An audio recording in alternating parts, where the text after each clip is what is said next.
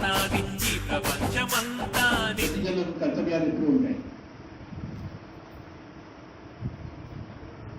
ఈ జన్మలో ఉన్న కర్తవ్యం మనం చేస్తే వచ్చేలకు ఇంకా ఈజీగా ఉంటుంది. ఎప్పటికప్పుడు మనం కర్తవ్యం చేయాలి. ఈరోజు నా కర్తవ్యం కావాలని రావడం, నా కర్తవ్యం నేను చేస్తున్నాను కదా, కావాలని వచ్చాను కదా, మీ కర్తవ్యం ఇవ్వడానికి రావడం మీరు చేశారు. స్వామీజీ కర్తవ్యం తన కర్తవ్యం గురించి చెప్పడం, ఆయన తన కర్తవ్యం నిర్వర్తించారు. మనందరం కర్తవ్యాన్ని నిర్వర్తించాలి. ఇప్పుడు ఒక 15 రోజుల వరకు 10 రోజుల వరకు మన కర్తవ్యం పిఎంసి. దానికి మూలధనం పెట్టాలి, మనం సంపాదించి పెట్టాలి. బొట్టు కలిస్తే సముద్రం అవుతుంది. కానీ ప్రతి మాసం ఒక బొట్టు అంటే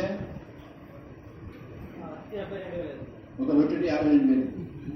ప్రతి మనిషి ప్రతి కిలోమీటర్ ఒక బొట్టు వేస్తే అది సముద్రం అవుతుంది. మన పిఎంసి జగద్వ్యాప్తం అవుతుంది.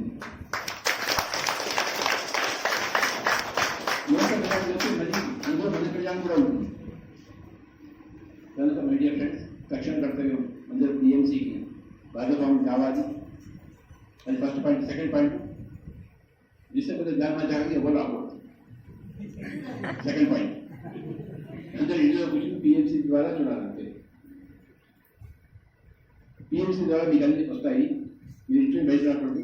హైదరాబాద్కి కడపకి రాకూడదు. అక్కడ ఓన్లీ ఉత్తర భారతదేశం వాళ్ళకి ఛాన్స్ ఉంది, దక్షిణ భారతదేశం వాళ్ళకి ఛాన్స్ ఉంది.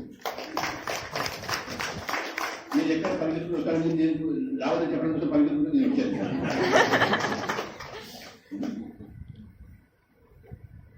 మీరందరూ అక్కడ పరిగెత్తులు స్థలం లేదు. అక్కడ రూల్స్కి ఎగేన్స్ట్ ఉంటుంది, గవర్నమెంట్ రూల్స్కి ఎగేన్స్ట్. మనం గవర్నమెంట్ ఎగేన్స్ట్ రూల్స్కి పోవచ్చామా? పోరాదు కదా. కనుక మీరు ఎవరు డిసెంబర్లో అక్కడ రాకూడదు అని చెప్పడం కోసం వచ్చాను. వస్తే మనం అక్కడి గేట్ నుంచి అక్కడి నుంచి అన్ని బయటకు పంపించేస్తాం. ఇంకా రావద్దు. నార్త్ ఇండియన్ మాస్టర్స్ మాటకే ఒక 500 ఒక 1000 మంది మనకు ఛాన్స్ ఉంది అక్కడ రావడానికి. మిగతా మీరందరూ కూడా ఇంట్లో కూర్చొని టీవీ చూస్తారు. ఆ టీవీలో ఎలా చూస్తారో నిందగలుగుతారు.